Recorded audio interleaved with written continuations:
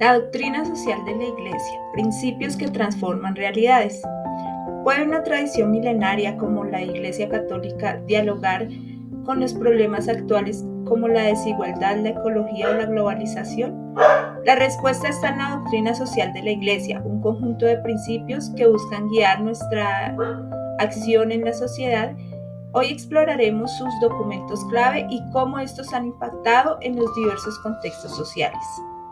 La doctrina social de la Iglesia no es un manual de soluciones, sino un compás que orienta nuestra brújula moral.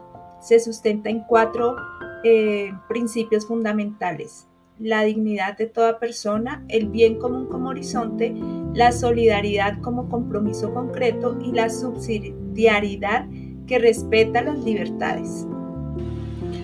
El origen de la doctrina social de la Iglesia tuvo lugar a finales del siglo XIX con el surgimiento de la llamada cuestión social.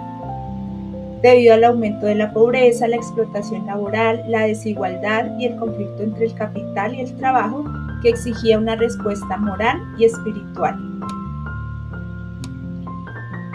Es por esto que el Papa León XIII escribe la encíclica Rerum Novarum, cuya frase célebre es: el obrero no es una mercancía ni un artículo que se compra y se vende. Esta encíclica defendió derechos como el salario justo y la explotación de los trabajadores.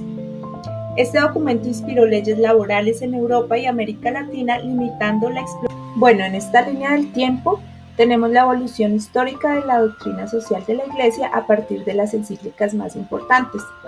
En 1891 se escribe Rerum Novarum, que trata la cuestión obrera, los derechos laborales, el salario justo, denunciando la explotación y defendiendo las asociaciones obreras. Es la base para la justicia social católica. Mientras algunos la consideran moderada con el capitalismo, otros la ven como un hito humanizador que previno una conflictividad social mayor. En 1961 tenemos la encíclica Mater et Magistra, que introduce a la dimensión internacional, la desigualdad global, la agricultura y la comunidad mundial. En 1963 llega Pacem in Terris, que trata los derechos humanos, la paz basada en la verdad, la justicia, el amor y la libertad. Es el primer documento dirigido a todos los hombres de buena voluntad. En 1967 llega la encíclica Populorum Progressio, que trata del desarrollo integral, la justicia entre las naciones y critica el neocolonialismo. En 1963 llega Pacem in Terris, que trata los derechos humanos, la paz basada en la verdad, justicia, amor y libertad.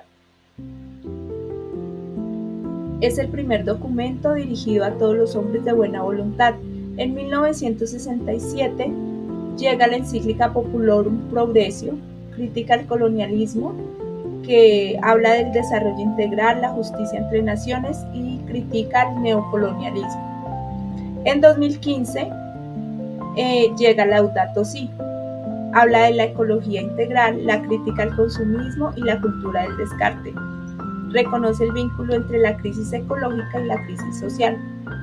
Y por último tenemos en 2020 la encíclica Fratelli Tutti, que nos habla de la fraternidad, la política del amor, el diálogo social y hace una crítica a la indiferencia.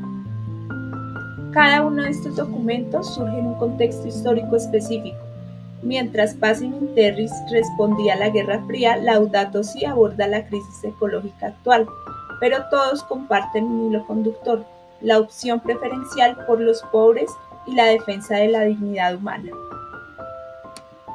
Bueno, el impacto que ha tenido la doctrina social de la Iglesia, por ejemplo, en el contexto laboral, hoy en día Rerum Novarum exige adaptar las leyes para proteger a los más vulnerables, incluso en modelos laborales disruptivos, como es el caso de la economía G&G, que se trata del sistema laboral donde Se realizan trabajos flexibles por medio de plataformas. En el contexto ecológico, Laudato Si propone una ecología integral. No solo se trata de cuidar la naturaleza, sino de vincularla con la justicia social. En la Amazonía, por ejemplo, esta visión impulsa proyectos que combaten la deforestación mientras garantizan el sustento de las comunidades indígenas. En el contexto político, en países como Colombia, los principios de pacem in terris y fratelli tutti han sido usados en los procesos de paz. La reconciliación no es solo firmar acuerdos, sino construir una cultura del encuentro, como dice el Papa Francisco. Algunos critican a la doctrina social de la Iglesia por ser idealista o utópica, pero no están entendiendo que su fuerza está en la coherencia, pues no puede haber defensa de la vida si toleramos la pobreza. El desafío está en pasar de los documentos a la acción, en nuestras empresas, universidades o familias, o cualquiera que sea nuestro entorno social. Es por esto que propongo las siguientes 3 acciones. Primera, el consumo consciente, elegir productos de comercio justo. Segunda, diálogo, discutir estos principios en tu comunidad y en tu entorno social.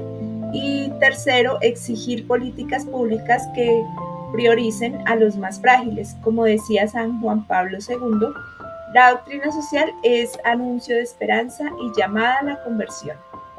La doctrina social de la Iglesia es un patrimonio vivo. Sus documentos son mapas para navegar en la complejidad del mundo, recordándonos que la fe no se encierra en templos, sino que se encarna en las calles. De acuerdo a esto, ¿qué tan dispuestos estamos a ser artífices de la transformación?